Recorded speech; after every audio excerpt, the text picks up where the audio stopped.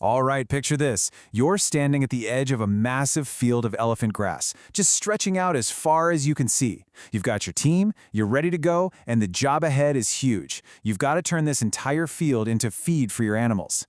It's a real race against the clock, and everything has to go just right. Kind of a weird question, right? But for the farmer in this story, it's pretty much a daily reality. We're about to see how the one thing they desperately need can, at the same time, be the one thing that messes everything up. So what is this big, important job? Well, the team is making something called surface silage. And trust me, it's an absolutely essential process for making sure the animals have food for the months to come. Okay, so what even is surface silage? The easiest way to think about it is like canning vegetables, but for livestock and on a way, way bigger scale. It's a technique for preserving all that fresh green fodder, in this case the elephant grass, by packing it down really tight right there on the ground so it's good to go as feed later on. So how do you even get started with something like this? Well, the whole operation really depends on getting these first few steps exactly right. No room for error. The process itself actually starts out pretty simple. First, you've got to get a perfectly flat piece of ground ready. Then you carefully roll out this giant sheet of polythene paper, making sure it's all straight and smooth. That's going to be the base for the whole thing. Okay, so the ground's prepped, the team is in place, and everyone's gotten into a good rhythm. Everything is going just according to plan. But then, you look up, and you can see the sky is starting to change.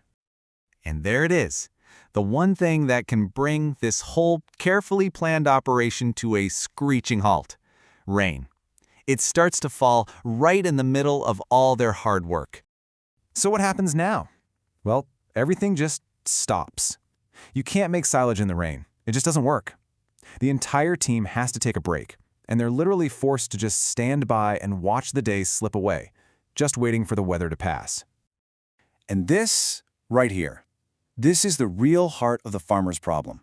It's not just about some bad weather ruining a day's work. No, it's way deeper. It's about how the very thing they need the most is also the thing causing all the trouble. And here's the paradox in a nutshell. On one hand, rain is a total blessing, right? It's what provides the grass and the water that the farm absolutely depends on. But at this exact moment, it's a huge problem. It's stopping the critical process of actually preserving that very same grass. And this really gets you into the farmer's mindset. They actually love the rain. I mean, they're often short on grass, short on water for the animals, so usually rain is an incredibly welcome sight. It's a sign of relief. So here's the crucial point. It's not the rain itself that's the enemy here. It's all about the timing. If it had rained a week before, it would have been perfect. A week later, totally fine. But rain, right in the middle of making surface silage, well, that creates a serious challenge. Which kind of leaves us with this big question. For a farmer, is rain a friend or a foe? As we've just seen, the answer isn't so simple, is it? It can be both, and sometimes it can be both on the very same day. And that's maybe the best way to describe it, coming straight from the farmer. It's just a perfect summary, not just of this one day, but of the incredibly complex, challenging, and often contradictory relationship that people have with nature. It truly is two sides of the same coin.